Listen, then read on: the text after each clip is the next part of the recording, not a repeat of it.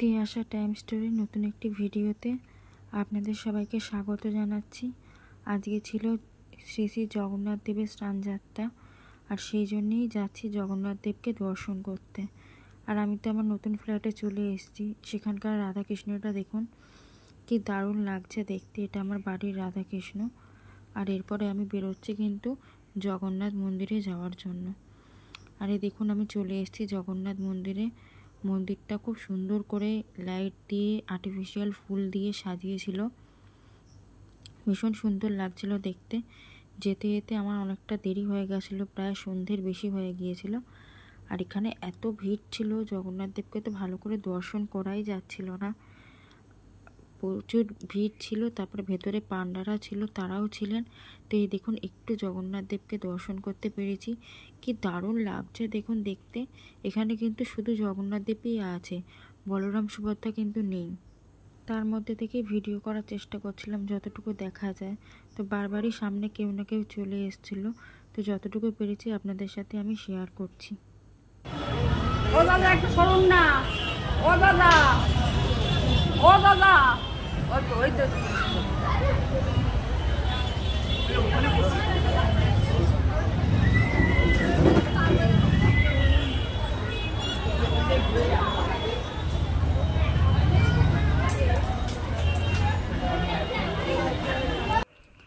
এই মন্দিরটা আমার একদম বাড়ির কাছে, আর অনেক বছর পরে গেলাম জগন্নাথকে দর্শন করতে স্নানযাত্রার দিনকে। এইটা জগন্নাথকে দাও তো, এই যে কোম্পানি করিয়ে দাও ডান দিকে। আপনারা পুরো মন্দিরটা ঘুরে দেখুন, এরকম আর্টিফিশিয়াল ফুল দিয়ে পুরো মন্দিরটাকে ডেকোরেশন করেছিল। আর এদিকে ভিড়টা দেখুন, এত পরিমাণে ভিড়, এত পরিমাণে লোকজন এসেছিল মেলাতে যে পুরো মেলা শুদ্ধ ভিড় ছিল। আর এই যে উঁচু জায়গাটা দেখছেন, এখানেই কিন্তু জগন্নাথ দেবকে নিয়ে গিয়ে সকালবেলা স্নানাদি সমস্ত যা নিয়ম থাকে স্নানযাত্রা কমপ্লিট করেছেন ওনারা, শুনলাম। আর এখন কিন্তু উনি গর্ভগৃহে ঢুকে গেছেন, তো ওখান থেকেই দেখতে হচ্ছে। আর এখানেও কিছু কাকিমারা ছিল, তারা সব কাজকর্ম করছিল। আর এখানটা ভিড়টা দেখুন, সামনে তো একদমই যাওয়া যাচ্ছিল না, এত পরিমাণে ওখানে ভিড় ছিল। তারপর ওপরটাও দেখুন আর্টিফিশিয়াল ফুল দিয়ে খুব সুন্দর করে সাজিয়েছে। এটা দুদিন আগে থেকেই শুরু হয়ে, আর জগন্নাথ দেবকে কী সুন্দর লাগছে দেখুন দেখতে। হয়তো দরজার বাইরে থেকে দেখতে হচ্ছে, কিন্তু এত সুন্দর লাগছে দেখতে। আর ওখানে একটা নিয়ম দেখলাম যে সবাইকে ওনারা কিন্তু প্রসাদ দিচ্ছেন, আর যে যা দিচ্ছে সেটা কিন্তু ওনারা নিচ্ছেনও। একজন এসে কিন্তু ময়ূরের পালক দিয়ে গেল জগন্নাথ দেবকে, ওনারা কিন্তু সেটা নিলেন। এটা কিন্তু সব মন্দিরে হয় না, আমি তো যত মন্দিরে গেছি এরকমটা দেখিনি।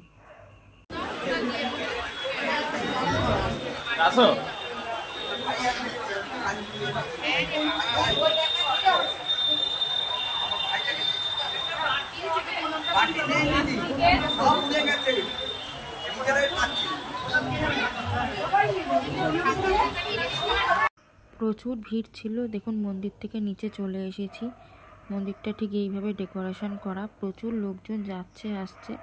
আর দুদিকে কিন্তু এরকম দুটো তুলসী মঞ্চ করা রয়েছে। আর এই যে দোকানটা, এখান থেকে অনেকেই পুজো কিনে ভেতরে পুজো দিচ্ছিল। আর প্রথম তো চোখে গিয়ে পড়লো গোপালের এই দোকানটা। এত ভালো ভালো জিনিস ছিল এখানে যে কোনটা ছেড়ে কোনটা নেব কিছু বুঝতেই পারছিলাম না। তো অনেক কিছু কেনাকাটা করেছি, আর তারপরে চলে এসেছি এই দোকানটাতে। এই দোকানটাতেও প্রচুর গোপালের জিনিসপত্র ছিল, এখান থেকেও বেশ অনেক জিনিসপত্র কিনেছি। আর দামগুলো মোটামুটি ঠিক ছিল, খুব বেশিও না খুব কমও না। এখান থেকেও বেশ অনেক জিনিসপত্র কেনাকাটা করেছি, আর ভিডিও করে নিয়েছি কিছুটা আপনাদের জন্য। আর তারপরে চলে এসেছি এই দোকানটায়। এই জামশুটটা আমার ভীষণ পছন্দ হয়েছিল, কিন্তু আমার পিকুর সাইজটা বড় বলে আমি জামশুটটা নিতে পারলাম না। এত পছন্দ হয়েছিল মনে হচ্ছিল যে নিয়ে নিই, কিন্তু বড় একটু যদি বড় হতো তাও নেওয়া যেত। এটা এতটাই ছোট যে এটা পিকুর হতো না, সেই জন্য নেওয়া হয়নি। আর তারপরে মেলায় ভিড়টা দেখুন, এত পরিমাণে ভিড় যে এগোনোই যাচ্ছিল না। যা করে তো দর্শন করলাম। তারপরে এই টিয়া পাখিগুলো আর্টিফিশিয়াল হলে কী হবে, এত সুন্দর লাগছে দেখতে, খাঁচার মধ্যে যেন মনে হচ্ছে সত্যিকারের টিয়া পাখি রয়েছে। তো এরকমও একটা নিয়েছি পিকুর জন্য। আর তারপরে চলে এসেছি এই দোকানটাতে, এটাও কিন্তু কাঁসা পিতলের দোকান। তো এখান থেকেও কিছু জিনিস নেওয়ার ছিল, কিন্তু এত পরিমাণে দাম বলছিল নেওয়া হয়নি। তারপরে নিয়েছি এগুলো বেশ সুন্দর, ধূপ মোমবাতি সব একসাথে দেওয়া যায়। তো এরকম আমার কাছে আছে, কিন্তু মোমবাতি দেওয়ারটা ছিল না, ওই জন্য ধূপ মোমবাতি যাতে একসাথে দিতে পারি সেই জন্য এরকমও একটা নিয়ে নিয়েছি। আর তারপরে চলে এসেছি এই দোকানটাতে। এখানে দেখুন একদম সামনে থেকে দেখতে পাবেন বাদাম কিভাবে ভাজা হচ্ছে। আমি আগেও দেখেছি বাদাম ভাজা, কিন্তু আজকে আমি আবার ভালো করে দেখলাম যে কিভাবে বাদাম ভেজে তৈরি হয়। দেখুন এখানে বাদাম কিন্তু বাদাম ভাজা চলছে। এইভাবেই বাদাম ভাজে আর এইভাবেই কিন্তু তৈরি হয়। আর মেলার মধ্যে আরও অনেক দোকান ছিল, সব ভিডিও করতে পারিনি কারণ এত পরিমাণে ভিড় ছিল আর এত গরম ছিল যে কি বলবো। আর এখানে জিলিপি ভাজাও চলছে। আর তারপরে চলে এসেছি এই দোকানটাতে। এখানে মাটির নানা রকমের ঠাকুর ছিল। তো এই রাধাকৃষ্ণের মূর্তিটা খুবই সুন্দর লাগছিল দেখতে। অনেক ধরনের ঠাকুর এখানে ছিল, নানা রকম দামের ছিল। এই যে ঠাকুরগুলো ঝুড়িতে দেখছেন, এরম ঠাকুর আমার কাছে অনেক আছে, কিন্তু এই টাইপের কোনো ঠাকুর ছিল না। কিন্তু এত পরিমাণে দাম বলছিল আর এত এটা ভারী, রাখার জায়গার অভাবে আমি আর নিতে পারলাম না। আর দেখুন মন্দিরটা কি সুন্দর লাগছে, আর এত ভিড় লোকের যে রাস্তা চলাচল করাটাই রীতিমতো দায় হয়ে পড়েছিল, গাড়ি ঘোড়া যাওয়াটা। মন্দিরটা কি সুন্দর লাগছে দেখতে। প্রতি বছরই স্নানযাত্রা উপলক্ষে এখানে মেলা বসে আর পুজো হয় জগন্নাথ দেবের। তো এই বছর আমি এসেছিলাম। আর তারপর ওখান থেকে চলে এসেছি, ওখানকারই কাছাকাছি একটা ব্রিজ আছে, তো এই ব্রিজের ওখানটা বেশ খানিকক্ষণ দাঁড়িয়েছিলাম। এত পরিমাণে গরম ছিল বলার কথা না। তো ব্রিজের ওখানটা একটু তাও ঠান্ডা ভাব ছিল। এই ব্রিজটা দিয়ে ওখানে যেতে হয়, আমাদের বাড়ির কাছাকাছি এই ব্রিজটা রয়েছে।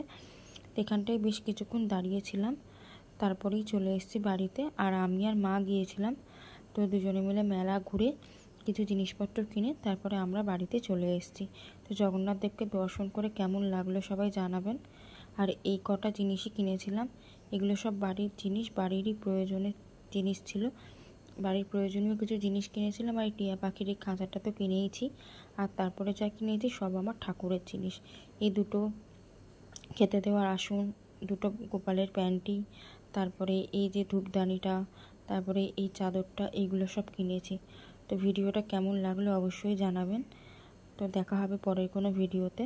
ততক্ষণ সবাই ভালো থাকবেন, সুস্থ থাকবেন, সাবধানে থাকবেন।